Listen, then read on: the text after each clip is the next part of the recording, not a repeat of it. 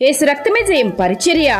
ప్రియ రక్షకుడైన యేసుక్రీస్తు నామమున ఈ ఉదయకాలమున మీ అందరికీ శుభములు కలుగునుగాక. ఇశ్రాయేలును కాపాడువాడు కునుకడు నిద్రపోడు, యెహోవాయే నిన్ను కాపాడువాడని దేవుడు సెలవిస్తున్నారు. నా ప్రియ సహోదరి సహోదరులారా, ఈ వాక్యంను మనం ధ్యానించినట్లయితే ఈ వాక్యంలో ఉంటున్న మాధుర్యం, భద్రత ఎంత భరోసాని మనకిస్తున్నదో తెలుసా?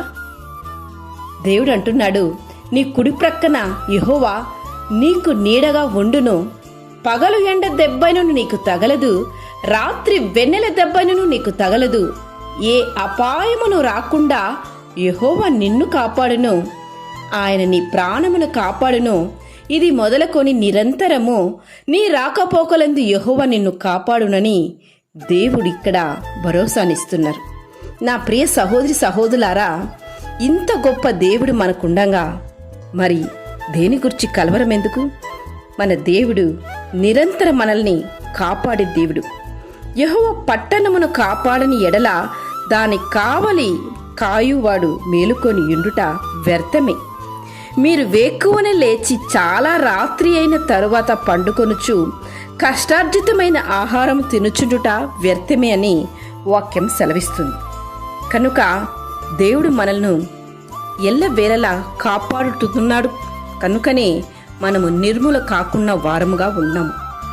ఆ మహోన్నతుని చాటున, ఆ సర్వశక్తిని నీడన మనం విశ్రమించు వారముగా ఉన్నంత వరకు ఏ అపాయము మనకు సంభవింపదు.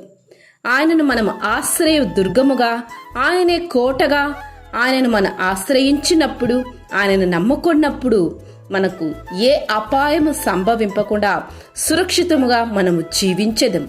ఆయన మనను తన రెక్కల చాటున మనల్ని భద్రపరచు దేవుడు.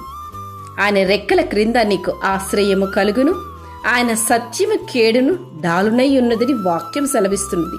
అందుకే రాత్రివేళ కలుగు భయమునకైనను, పగటివేళ ఎగురు బాణమునకైనను, చీకటిలో సంచరించు తెగులునకైనను, మధ్యాహ్నమందు పాడుచే రోగమునకైనను నీవు భయపడకుందువని దేవుడిక్కడ భరోసానిస్తున్నారు.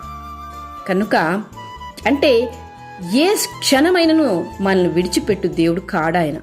అన్ని వేళలా ఏ శ్రమలోనైనాను, ఎట్టి స్థితిలోనైనాను మనల్ని వదిలిపెట్టు దేవుడు ఆయన కాడు.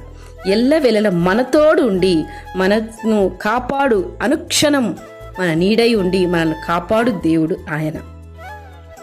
ప్రభువైన యేసుక్రీస్తు మనల్ని కాపాడే దేవుడు. ఆ కాపాడే ప్రయత్నంలోనే ప్రాణం కూడా పోగొట్టుకున్నటువంటి గొప్ప ప్రేమామయుడు ఆయన. కాబట్టి ఆ ప్రేమగల దేవుని నీడలో ఉండటమే మనకు క్షేమము. ఆయనను విడిచి వెళ్ళే ప్రయత్నం ఎన్నడూ కూడా చెయ్యకు. నీ ఇష్టానుసారంగా జీవించి ఆయన నుంచి దూరముగా నువ్వు వెళ్ళినట్లయితే అపాయానికి గురి అవుతావు. అలా కాకుండా ఆయన ప్రీతిగా నీవు జీవించి ఆయన రెక్కల చాటున నీవు ఆశ్రయము కల్పించుకొని జీవించు. నీవు సురక్షితంగా జీవించేదవు. దేవుని యొక్క కాపుదల ఈరోజంతయు నీకుండునుగాక. ఆమేన్. యేసు రక్తమే జయం పరిచర్యలో మీ సహోదరి. God bless you.